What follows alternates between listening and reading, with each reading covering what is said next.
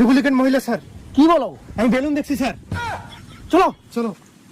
শালা বলছি।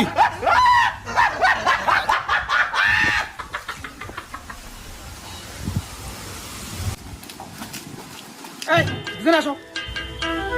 কি হচ্ছে? বললাম না স্বামী নাই। বললাম দুজন এদিকে আসো। বললাম বেলুন দুটো দেখে নাই তো। এ মা তুমি যাও। এই তুমি এদিকে আসো। মা তুমি যাও।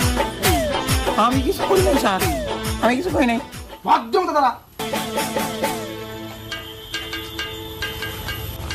স্যার স্যার এটা ঠিক আছে না। স্যার একটা মহিলাকে এভাবে দেখতে পায় না স্যার। স্যার স্যার কি বদ্দা এসব কি গাঁজাবাদ করিস আর মহিলার সাথে থাকিস? হ্যাঁ? এ কি সব?